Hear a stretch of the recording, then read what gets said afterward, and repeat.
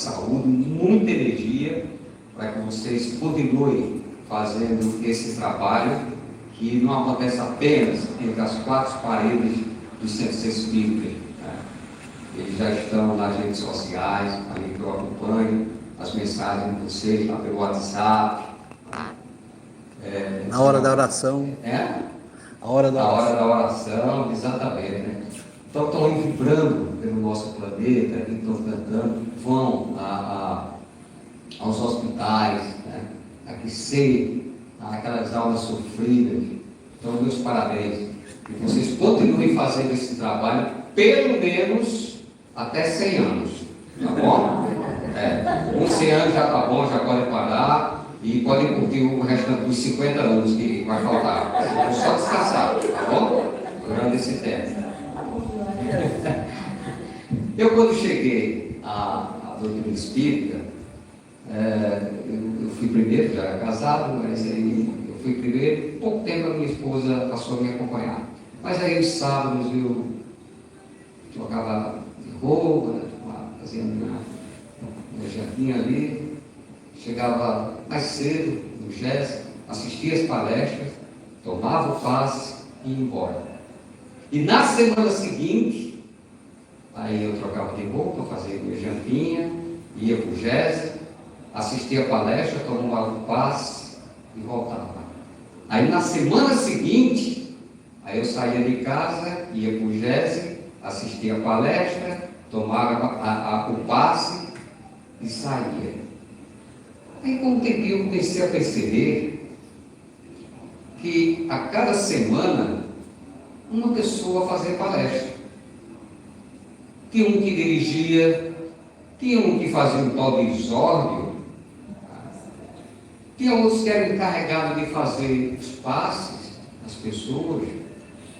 E um dia alguém avisou: olha, as pessoas que são encarregadas de fazer o enxoval dos bebês, essa semana nós vamos distribuir 3, 2, 4 banheiras. Eu disse: gente, peraí. E numa outra semana avisaram: olha, a campanha do quilo vai ser tal dia. Eu disse: não tinha essa campanha do quilo também? E eu fui percebendo que o Centro Espírita tinha muito trabalho. E que todos, de alguma forma, estavam encaixados em determinadas atividades. Aí eu comecei a me incomodar, porque eu ia para a UGES, eu assistia a palestra, eu tomava o passe e voltava. E como eu já fazia ali alguns acordes no violão, eu chamei o Wilson, né? Disse: Wilson, eu estou percebendo que ali tem um sonzinho, né? Que toca algumas músicas, né? Ali de Roberto, outro que eu não sabia quem era, e mais tarde eu fui ver que era do grupo Acorde, né? E entre outros. Eu digo: olha, eu toco um pouquinho o violão, não sei se é permitido, né? Mas se você quiser, né? Posso pegar a viola, levar a fita para casa e ver, tirar algumas músicas dessa para tocar. Logo aqui eu fui pedir o Wilson, né?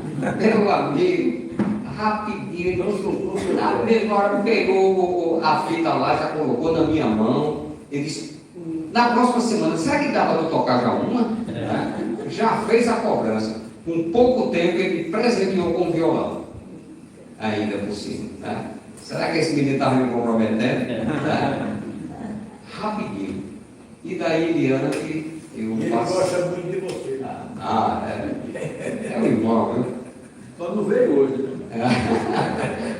Ele deve ter lá seus motivos, né? Que o vídeo se alqueou. Vamos nessa.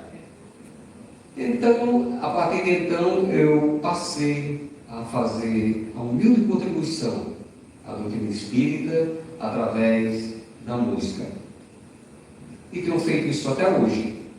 Mas, vez outra, né, eu sou convidado para falar em casas espíritas, que não é muito fácil dizer sim, né, porque quando tiro o violão da minha frente eu me sinto nu, né, então dá para você ter uma ideia, né, como é que é. Não é a minha praia, e quando eu tenho um carinho muito grande, né, por a casa, as pessoas, aí eu termino dizendo assim, você estava presente, né, quando foi convidado, eu fiquei meio assim, disse, olha, eu prefiro cantar, não, mas a gente quer que você fale, agora quem estava do lado na hora, com isso, parece uma coisa, né?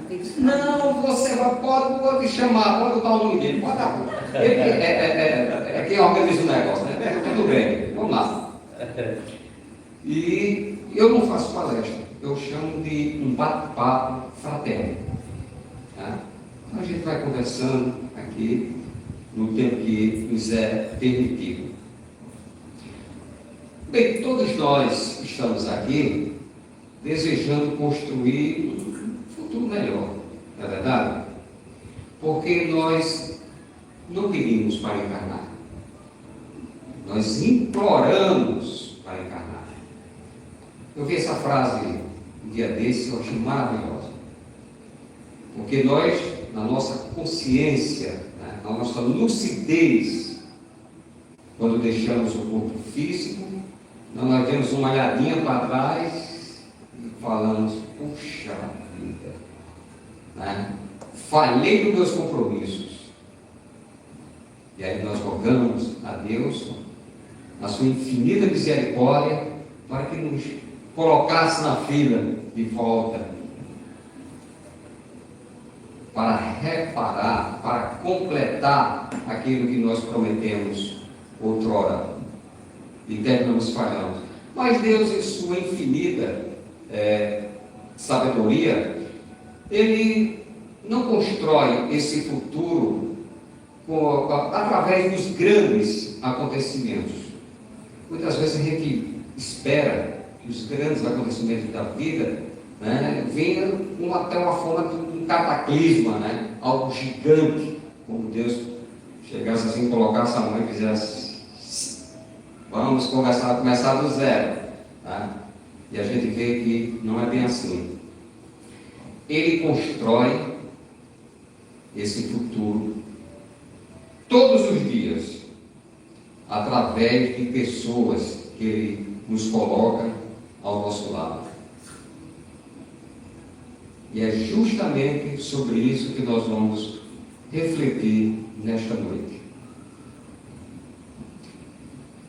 É um reino muito, muito distante.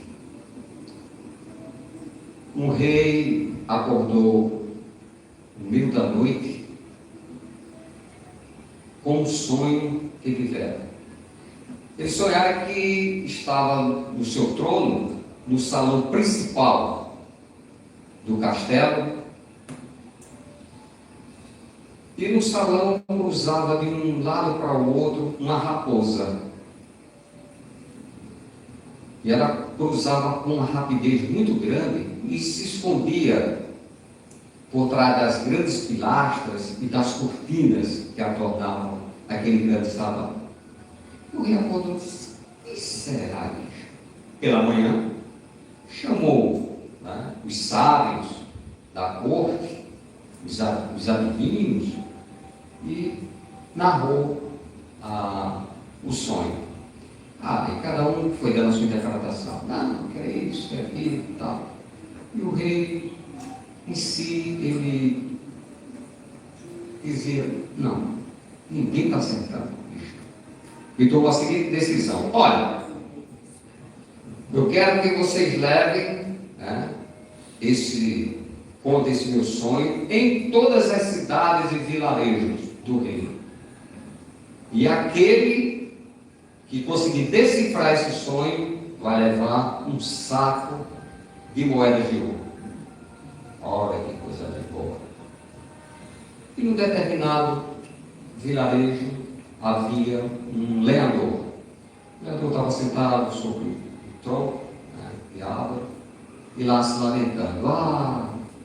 Se eu soubesse decifrar esse sonho, a minha vida seria outra. Esse sofrimento de muitas vezes não ter nem o que comer, ficar na dependência, às vezes de terceiros e tal. Eu construí uma casa melhor para mim, darei melhor para minha família, e naquele sonho. E de repente vem um passarinho, muito pequenininho, bastante colorido, e pousou do seu lado. E o passarinho disse: bom dia, lenhador. E o lenhador tomou o susto. Tá? Olhou para ele e disse: e você fala? O passarinho disse: eu não só falo, como sei o significado do sonho do rei. Não, vocês imaginam a alegria do lenhador, hein? O lenhador disse: meu amigo, então me diz, porque ele está prometendo um saco de ouro, né? De moedas de ouro. E o passarinho disse: tudo bem, eu posso te contar, agora temos que entrar num acordo aqui, não é bem assim. Não, tudo bem, o que você quiser eu faço. Não é simples, basta que você divida o saco de moedas de ouro comigo. Ele ficou assim, aí disse: para quem não tem nada, bem o saco é 100%. Maravilha. Pegou, ele contou o passarinho para ele: olha, esse sonho é o seguinte, essa raposa que está cruzando o grande salão, são pessoas que estão tramando para derrubar o rei. Está vendo um esquema ali por trás, e a intenção é derrubar e colocar um outro no trono. A atmosfera do rei está muito pesada. Então explicou direitinho para ele. Dia seguinte ele corre lá para o castelo e conta para o rei: olha, isso, tá. O rei que pronto, já tinha uma certa desconfiança do que estava ali acontecendo, né? E disse: óbvio, é isso mesmo, você conseguiu decifrar, está aqui, saco de moeda de ouro. E ele vai todo feliz, já fazendo plano, né? Aí chega no meio do caminho, ele disse: mas rapaz, eu tenho que dividir o saco de moedas de ouro. E outra coisa, para que passarinho quer dinheiro? Que ele compra, não vende. Não, sabe uma coisa? Eu vou ficar para mim. O saco dele puxou direto para casa. Beleza. Passou-se o tempo. E o que aconteceu com o rei? Teve outro sonho. Dessa vez ele acordou assustado e teve um sonho que ele estava novamente na cadeira, no grande salão do castelo, e uma adaga, né, um punhal pairava sobre a sua cabeça. E ele acordou assustado. Chamou pela manhã novamente os sábios, contou o sonho, disse: o que é que vocês acham? Cada um tem que contar uma história. E o rei mais uma vez disse: não, eu não acredito que seja isso. Vamos fazer o seguinte: vocês não conseguiram adivinhar, vão novamente na casa daquele senhor que decifrou da primeira vez, mandou que os soldados fossem lá na casa dele. Quando os soldados saíram procurando, tal, quem era, onde embora, tal, alguém indicou onde chegou lá, meu amigo. Não era mais aquele casebre, uma mansão que não tinha mais tamanho, serviçais, tudo que era canto, aquela coisa toda.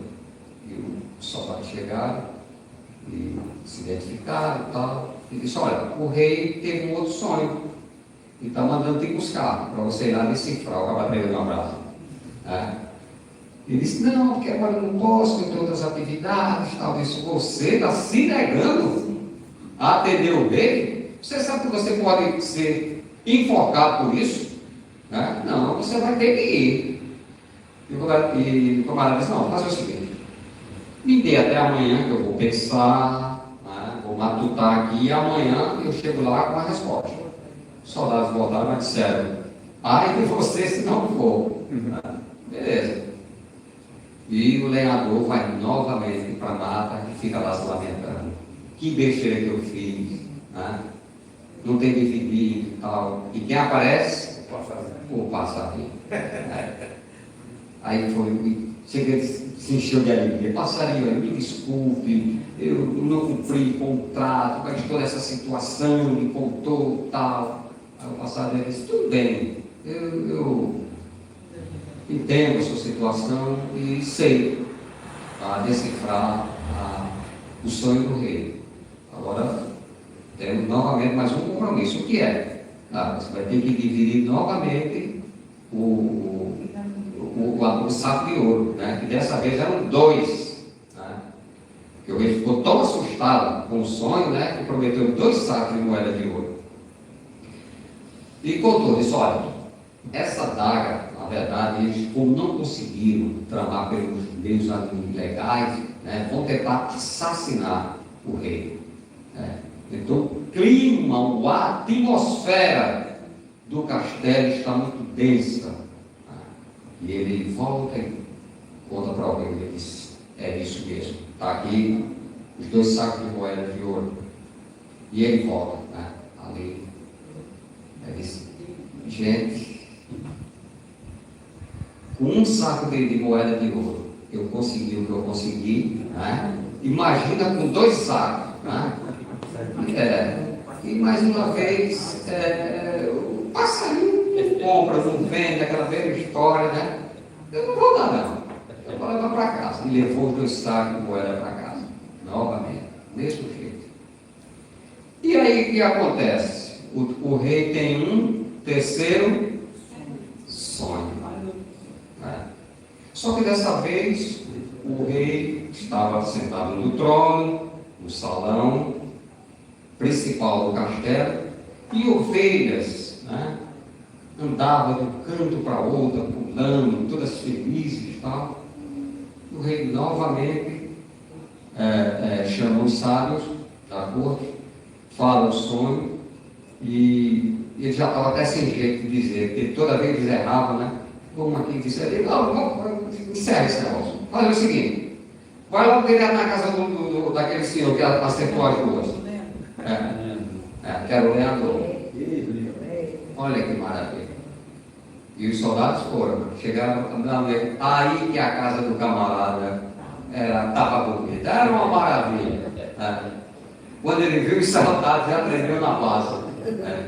Disse: não é possível que o rei tenha tido outro sonho. E ele: olha, o rei está chamando, ele teve mais um sonho.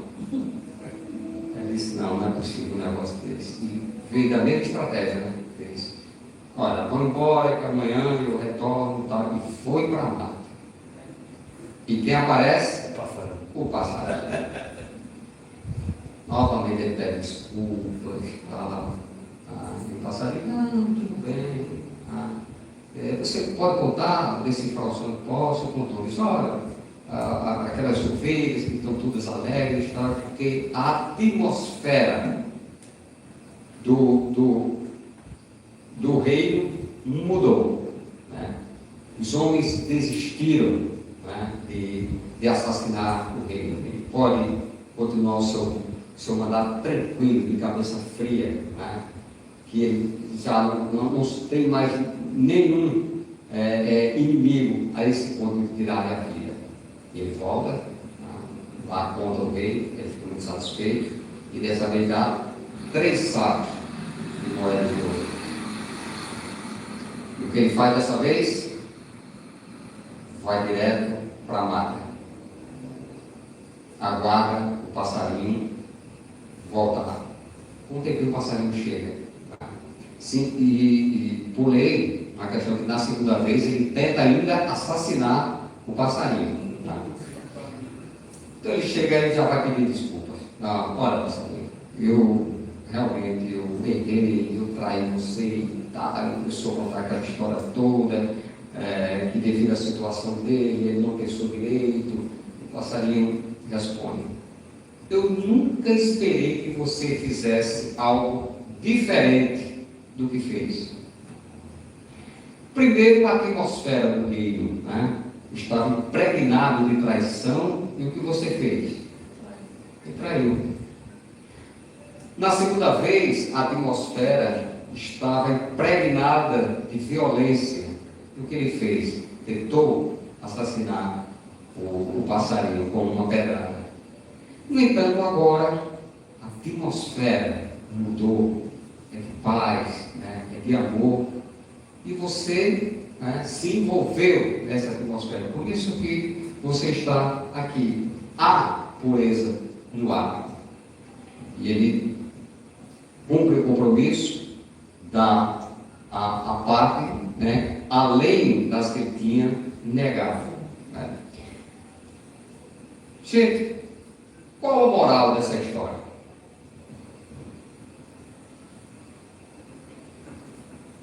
Quem dos homens, quem de nós outros é capaz de ser fiel aos seus compromissos, às suas convicções, independente da atmosfera, do ambiente ou da situação em que nos estejamos vivenciando? Acho que essa é a grande missão nossa aqui, conseguir romper essas adversidades da vida. Esse é o nosso grande desafio. É muito natural a gente se questionar como devo lidar com as pessoas.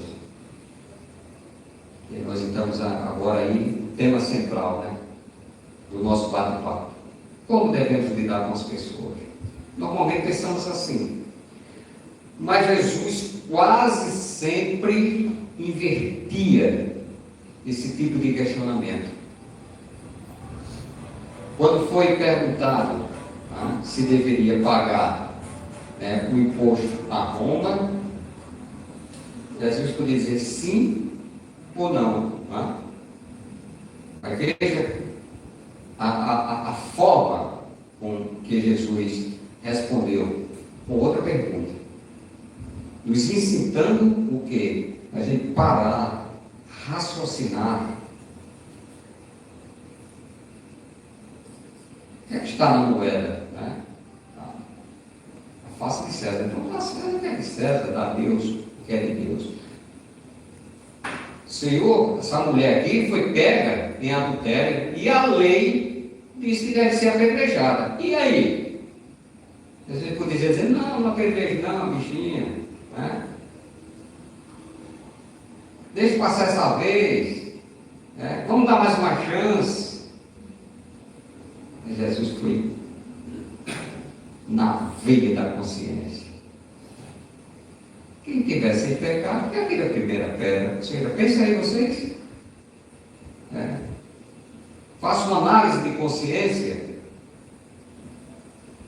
Veja a forma de Jesus tratar as situações adversas junto às pessoas. Então, como seria, então, essa expressão, para a gente sair dessa, como devo lidar com as pessoas? Seria melhor dizer, o que Deus está tentando construir em mim, através dessa pessoa. Veja que então muda tudo. A pessoa deixa de ser um problema, passa a ser uma ferramenta educativa. Ela vai ser a nossa escola.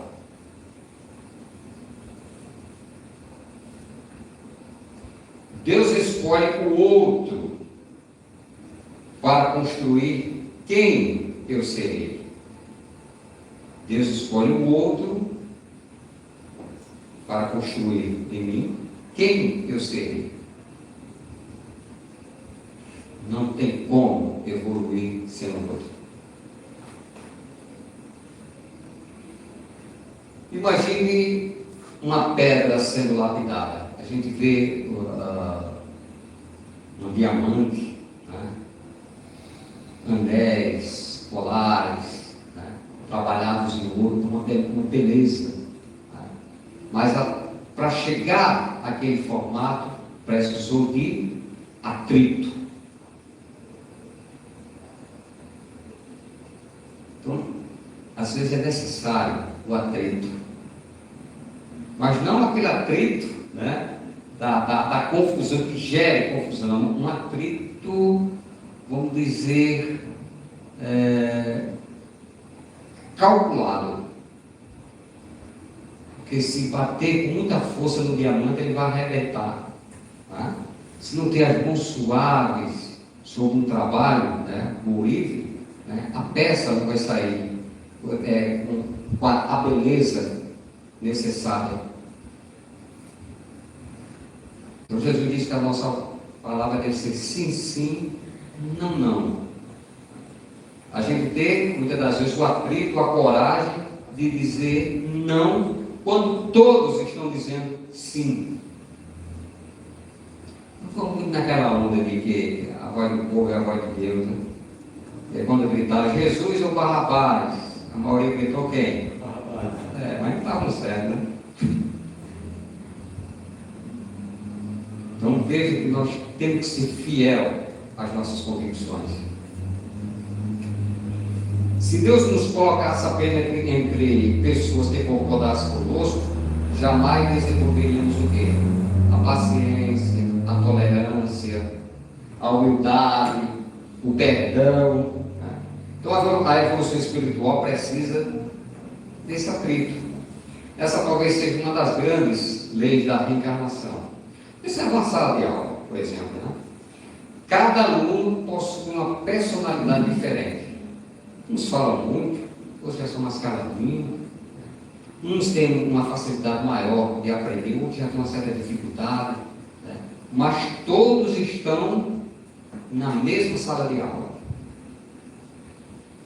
A Terra é uma escola. Mas todos não estão na mesma página do livro. Tem alguém que está lá nas primeiras lições, tem um que está ali no meio, tem um que está já afundando. Mas todos estão matriculados na mesma escola.